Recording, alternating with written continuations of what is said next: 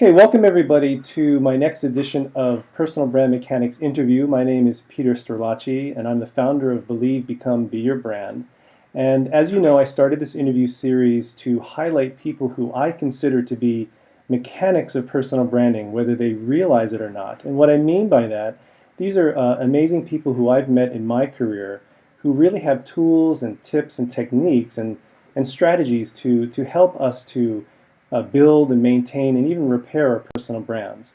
And so today I'm really excited to have my good friend Yumi Fujino with me. And Yumi and I actually have a little bit of history of working at Procter & Gamble, not at the same time, but we both are P&G employees. And then Yumi went on after P&G and became an executive at a company in Holland for 11 years. And then after that started her own consulting business called Wise Order in 2008. So I'm really excited to have Yumi with me today because I consider Yumi to be a really excellent example of a strong personal brand in Japan. So I really welcome you, Yumi. Thanks for coming to our show today. Thank you, Peter, for inviting me. I'm also so excited. You're very welcome. So I have some questions for you, Yumi, and we'll just kind of jump right into these questions. And the first one I want to ask you about is, can you tell us a little bit about your business, Wise Order? What is your business and what do you do? Okay, actually what I have been doing now is I have been giving the consulting services to the company people, especially for executives, leaders, and also female leaders. Actually, I had engaged in HR business in almost all my career. So that career, I thought, anyway, it's a person. Person can support the company. Person can support the society. But talking about that, actually the possibilities that people can learn something new or exchange opinions with the people, it's really limited.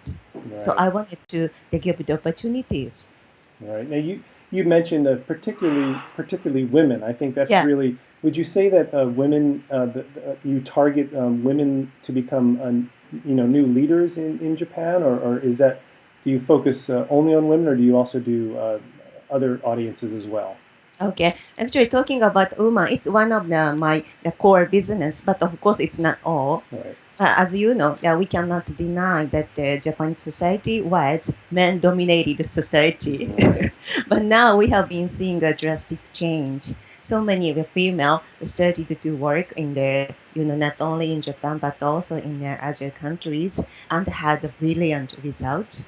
But Right. still, that's true. There are so many female workers who has concern to show her own capability and to try jump in a new environment. So I want to push their back a little bit.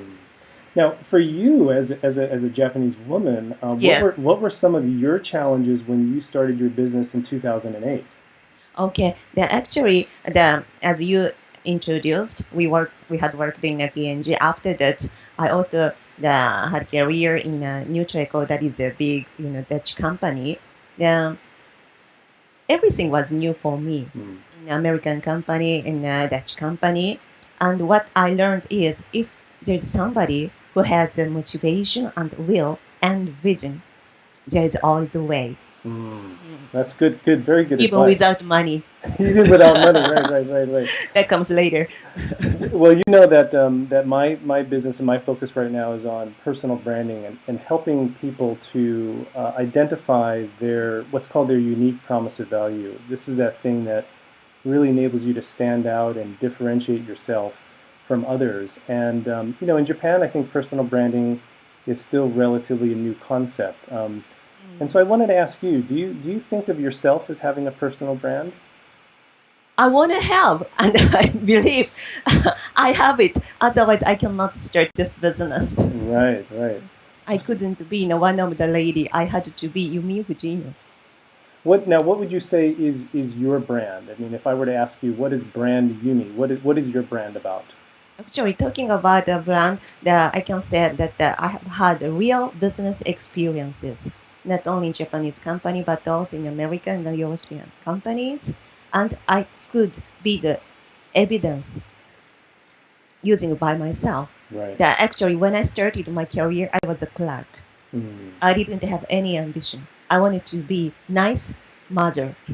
Yeah, That's all. But they're knowing the people, knowing society, and getting the stimulation. I could open the door to another world. Right. That's so you would say that in the last 5 years or so that your personal brand has helped you to become more successful in your career? Yes, especially my another, the core business is the how to grow up the people who can work in a global business Right. world. Talking about that, actually, there are so many Japanese company want to tackle with this subject. But when I talk with the HR people, they all said, yes, we want to, but we do not have experiences. Although we read those books, but we don't know actual business and actual situation, what kind of persons are required.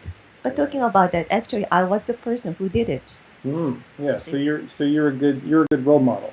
Yes. Well, I think one of the challenges that I have found, particularly in Japan, is Japan is a culture where Yes. people are educated and expected to fit in. Yeah. There's that saying, "The nail that sticks out gets hammered down," and so what advice would you give Japanese who want to stand out and be more successful in a global environment?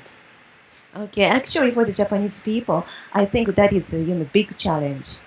As Yeah, you pointed out, we are grown up in a monoculture. Being the same with somebody else is important for us. right. But now this is the timing that we have to jump. The most important thing is to have confidence. You Mm, can show yourself. But the important thing is that it is not enough if you show your opinion. At the same time, you have to get understanding from others. right. When somebody wants to express his own opinion, he also has to get understanding from others. Sure, sure. So it kind of sounds like what I often tell people is sometimes people in Japan think, well, I can't do personal branding because it means I'm separating myself from others. But what I often tell them is that your personal brand actually helps to benefit the group and the team and the organization. And personal branding isn't about trying to show off or Yeah. it's really about just taking what's unique to you and using that as a benefit for the company brand or the organizational brand as well. Um, Recently, I wanted to share with the people who are listening. In the last year, you've become a published author. So, Yeah. uh, And now I published the second one. yeah, there it is. Great. And tell us, what inspired you to get into to writing and being a published author? Okay. So the first I wrote this book talking about boss management Right, because when I speak with the people, all these people said actually the people is good at finding the reasons why I cannot do this. And right. so many people said, I want to do, but my boss is blah blah blah. So I always wonder why they do not do boss management. And I hit Japanese people don't know what is boss management. That's the inspiration for me to write the first book. And after the publishment of the first book, I started to receive offer from so many people. Why don't you write something about for boss? Because there's now staff is smarter than boss. So how to manage our staff is one of our headache. Interesting, Correct. interesting. Yeah.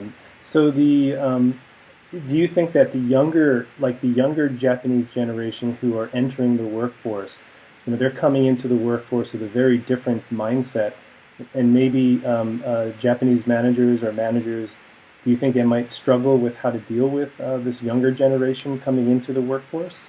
Yes, actually, especially last 2 to 3 years, I have had a lot of the problems regarding this. Um, Right.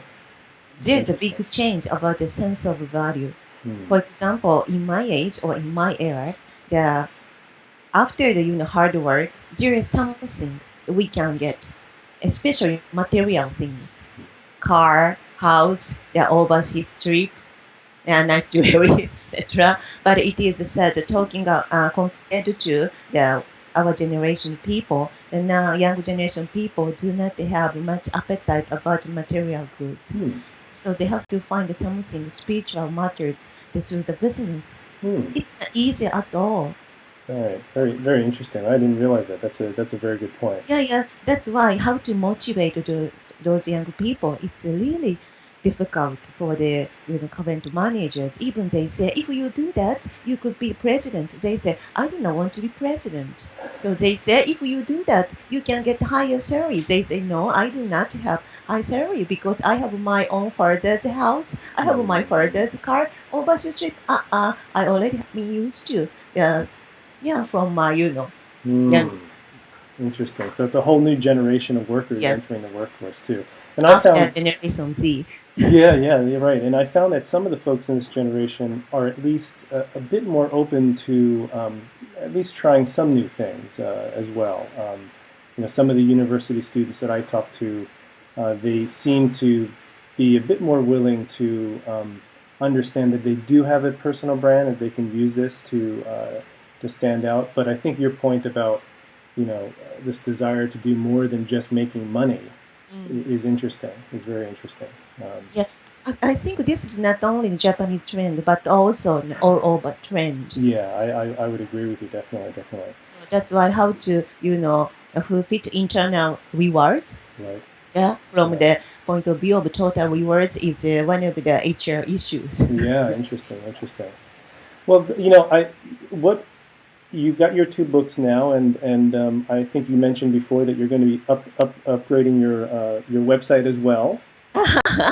I'm really hoping that you'll be able to put your website in English someday because I think there's some wonderful things that you can share with the English speakers too.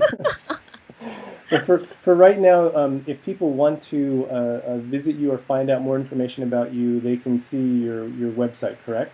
Mhm. Right. And what I'll do is Yeah. I'm gonna actually put that on this post as well, and I would like to even link people to your two books that you've written. Of course, that'll be Yumi's books are written in Japanese, so my viewers who are Japanese viewers will be able to read her books, and maybe in the future we'll get those translated into English as well. Yeah, actually now it's under construction. Oh, wonderful! Yeah, yeah, yeah. Super, super. So we'll be able to read your books in English too. Well, thank you so much, Yumi. I really appreciate your time. I know you're super busy. You're about to go off to Tokyo now. Yeah, I have to go. I have to jump in the airplane. The airplane. Well, thank you so much for your time. And for our listeners who are watching and watching this interview, definitely go check out Yumi's website. I'll put that up on my site. And hopefully in the near future, we'll be able to see her books in English and in Japanese.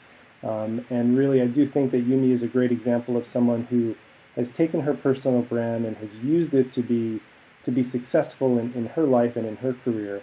And so I wish you, Yumi, the continued success. And are you going to write a third book soon? Yeah, actually that will be published in July. Oh my gosh! Wow, I've got to catch up with you. I need to write my first book. So Actually, that's very interesting book, and that was written for the nurses in the oh really? hospital because in the hospital management, it is very important to have the sense of business.